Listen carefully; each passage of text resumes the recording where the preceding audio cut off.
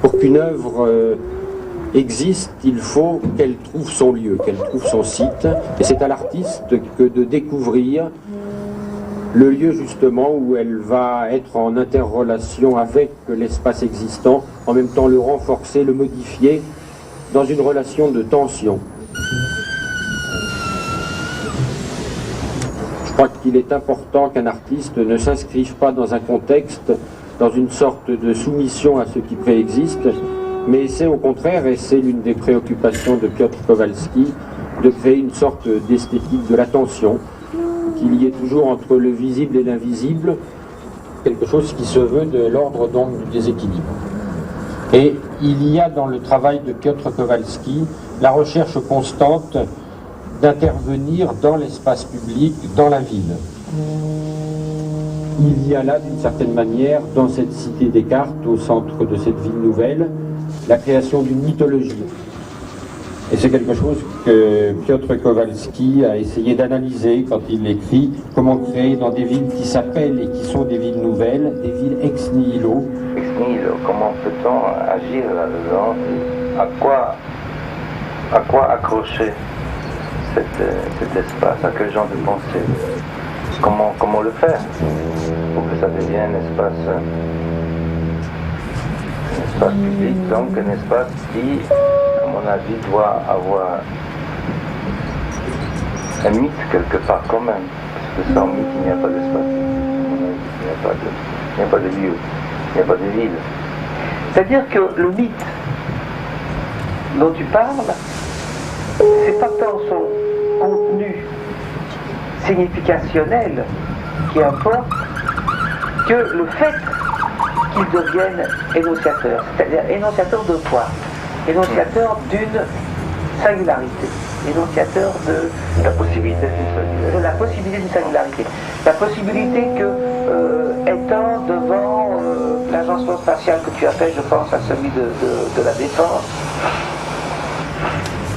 quelque chose s'accroche dans ta mémoire, quelque chose fasse événement, qu'on rentre dans un lieu singulier, et qui donne l'occasion de mémoriser quelque chose, de se sentir exister sur le mode de l'irréversibilité. Depuis que j'ai vu ça, quelque chose est advenu. Donc le travail de l'artiste est là pour créer des coupures et poser des catalyseurs qui vont donner des occasions de reproblématiser l'existence.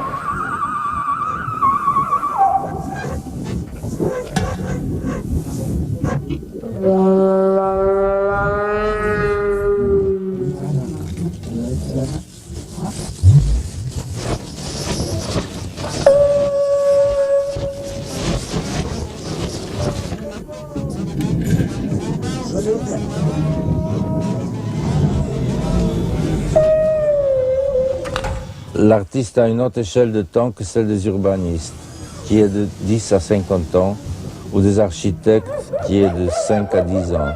Il travaille dans le présent sur une matière qui est le changement de la sensibilité, conscience critique des structures sociales cachées, mémoire vive ou celle à sauver du passé.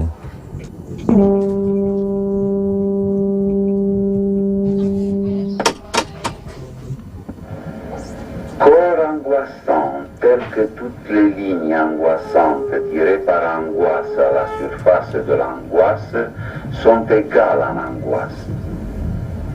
Angoisse céleste angoissante, ou imaginaire angoissé, ayant pour centre angoissant l'œil angoissé de l'observateur angoissant. Les urbanistes travaillent sur des grands amas sociologistiques où l'obsolescence s'adapte à la structure économico-géographique en évolution ou dégénérescence permanente.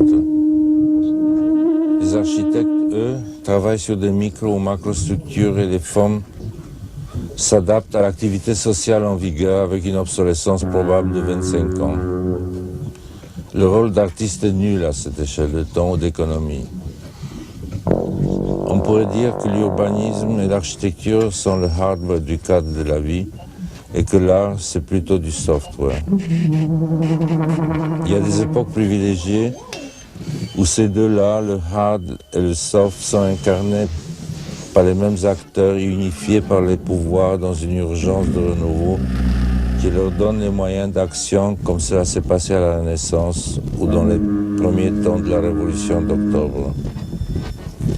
Je doute que les temps présents et les gouvernants ayant le courage, un goût d'aventure, une audace et une curiosité intellectuelle permettant de pareilles ouvertures vers des horizons nouveaux. Que faire? Intervenir visiblement dans le paysage et le tissu urbain à une grande échelle et dans un laps de temps court. L'art est une urgence et l'artiste veut voir et toucher son travail de son vivant.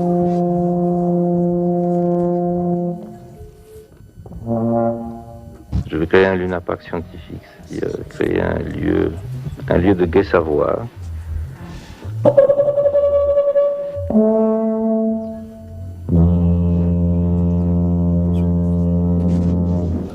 Toute la connaissance contemporaine, toute la connaissance du XXe siècle pourrait prendre corps d'une façon directe, pourrait comprendre ce que c'est la physique d'aujourd'hui, quelle est notre conception de l'univers, mais à travers un jeu, à travers des lieux, à travers des objets. Comme un parc d'amusement, des idées.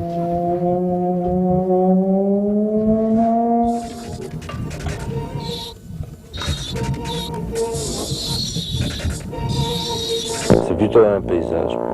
Donc on peut le prendre comme un amphithéâtre et aussi on peut s'asseoir et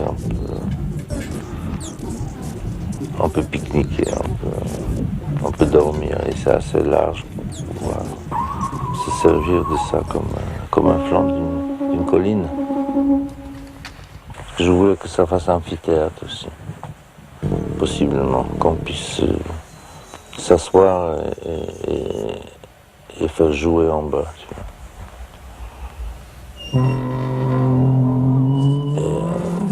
C'est une bonne pente pour un amphithéâtre, dans lequel il peut se passer autre chose que regard.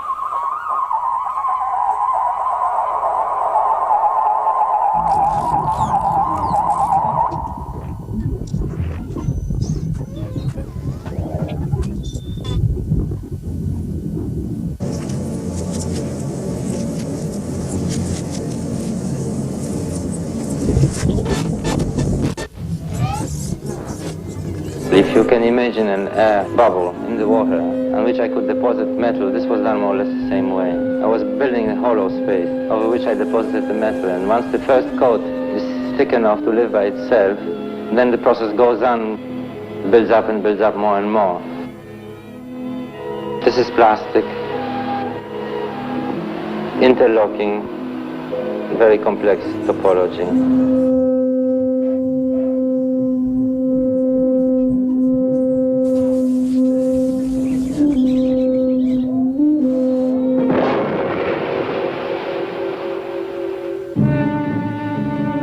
I think when the explosive pushes in the metal, the thing happens so fast that it doesn't propagate itself all over the sheet of metal. And I have a feeling that the metal becomes elastic. At the moment of explosion, it becomes really like a piece of rubber. Real fast, then it stops. I think, yes, very fast, it becomes elastic and then it stops. And it's only in local areas where the explosive hits it. I think so. Pick up from the mirror, bounce on one piece and go to the other and go back and forth. This is quarter-inch stainless steel. It's very thin compared to the height. And as you can see, this will tremble with the wind and move. Yet it's very strong.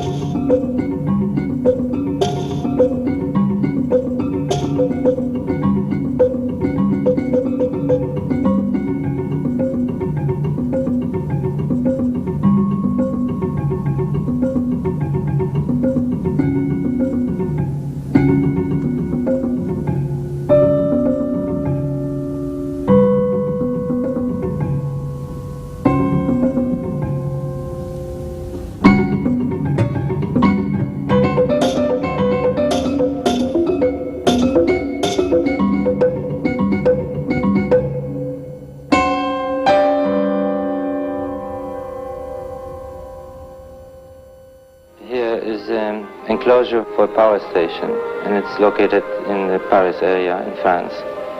It's made out of translucent polyester, which lights up at night, and it's made out of between 8¼ and an inch thin wall, which was molded on tension surfaces. This is a very large piece. It's a concrete wall which was poured in situ.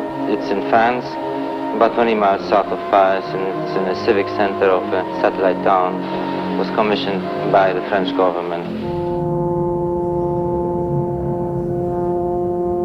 Il ne s'agit pas des matières, il s'agit d'espace, il s'agit de la... Il ne s'agit presque pas de ce qu'on voit, il s'agit de comment on le perçoit et de comment on se comporte dans cet espace, comment on bouge. Donc de nouveau, comment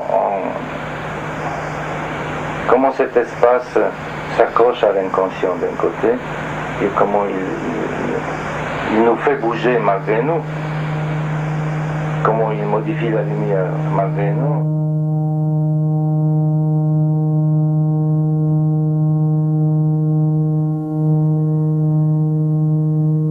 Comment physiquement on perçoit où on s'oriente dans des choses aussi anciennes comme la perspective, comme la symétrie, comment ces choses qui sont prises pour normal, pour la perception, comme faisant partie de la perception, comment ces choses sont ramenées au niveau d'agencement d'espace.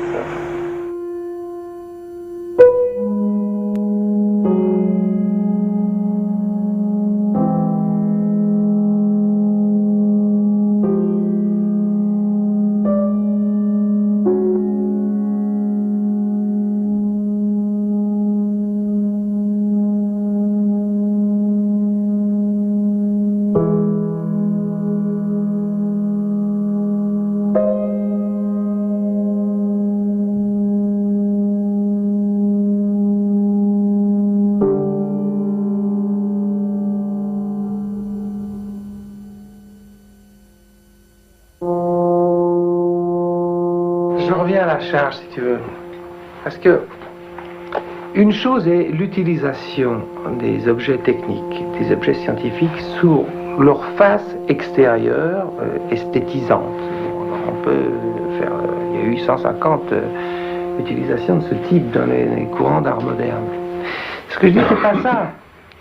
C'est le type d'objet que j'appelle moi déterritorialisés, qui sont véhiculés et qui sont quelque part ni plus ni moins réels que les objets de la perception, qui sont quelque part hyper réels, puisqu'ils correspondent à un certain type de propositions scientifiques ou de propositions logiques.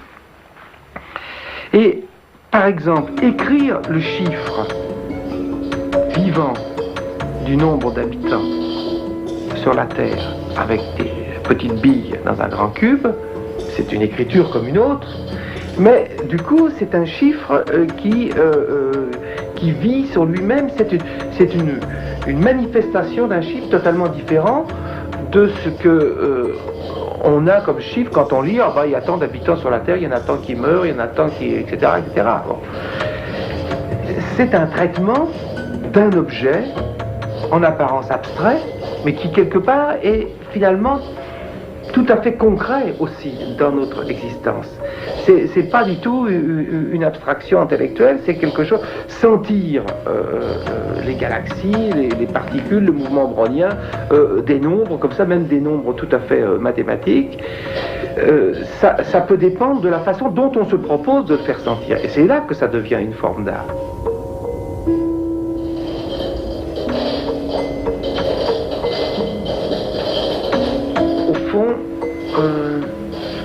C'est, dans un sens encore plus large que l'utilisation des machines scientifiques, c'est l'utilisation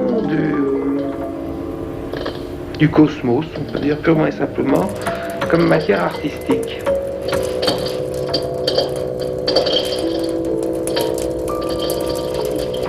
J'essaie de faire des pièces où physiquement on se rend compte de la réalité.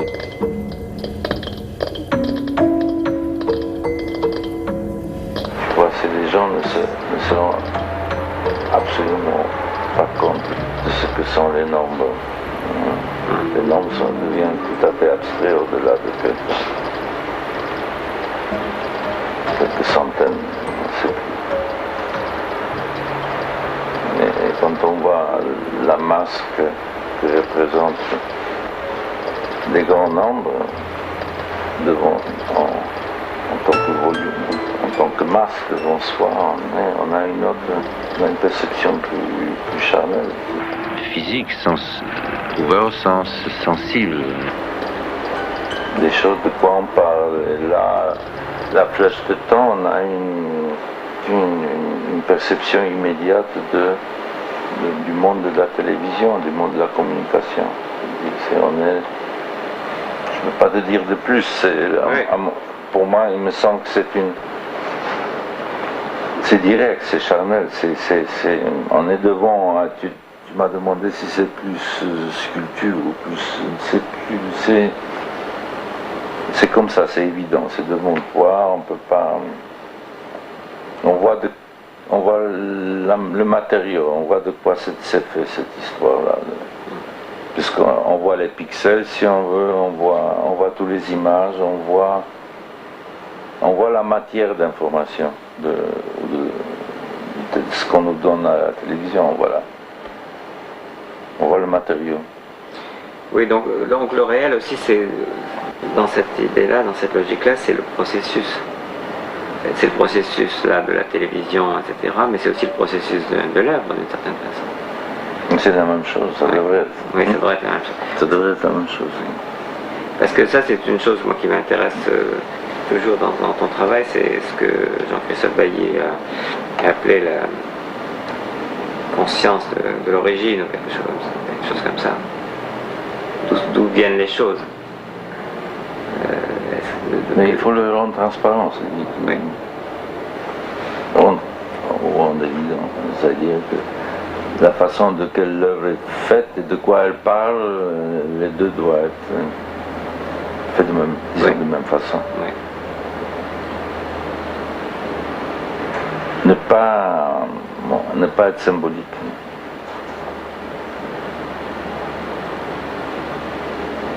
Enlever un échelon.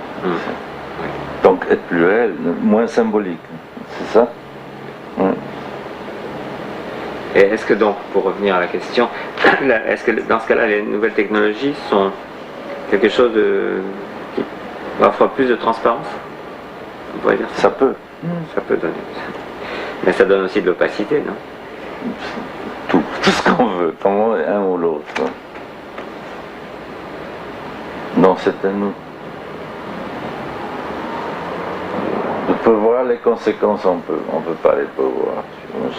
Je ne peux pas. Je sais que certainement ça va amener une autre esthétique, mais heureusement on ne peut pas la prévoir, parce que comme ça, il y a des artistes qui continuent à travailler et à inventer des choses. Et d'ailleurs, il ne faut pas prévoir. Il y a des surprises, il y aura des surprises.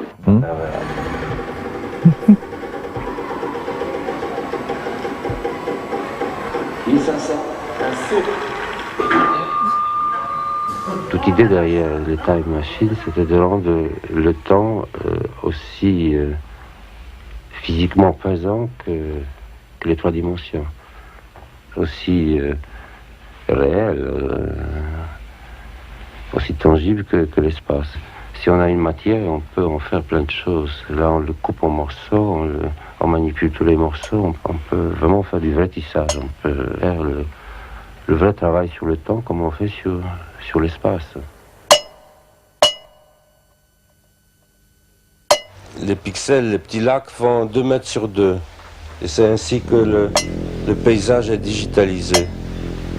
Ce qu'on voit, c'est juste la chose sur la montagne, les pixels, le lieu d'image et la partie visible de la machine, stockage d'eau.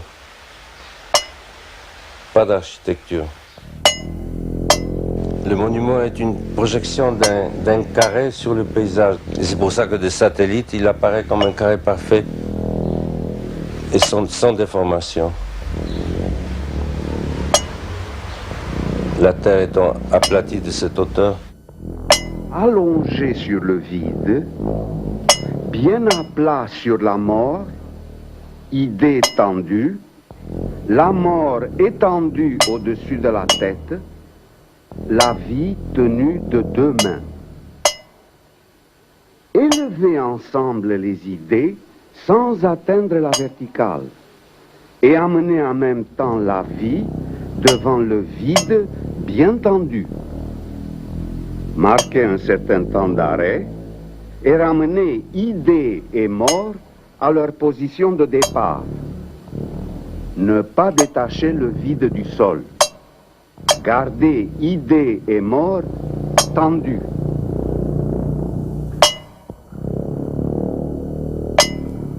C'est le regard sur le monde, on ne peut pas... C'est la science qui regarde le monde aujourd'hui. L'art regarde l'homme. Mais peut-être les deux peuvent se rejoindre. Je crois que l'art ne protège pas, l'art pose des questions. L'art pose des questions sérieuses et dangereuses. Le vrai art est l'autre versant de la science. C'est-à-dire l'autre versant de la connaissance. C'est celle qui est comme je pense, un versant de l'aberration personnelle, individuelle. Ce que la science ne peut pas être, la science n'est jamais individuelle par son essence, la science est collective.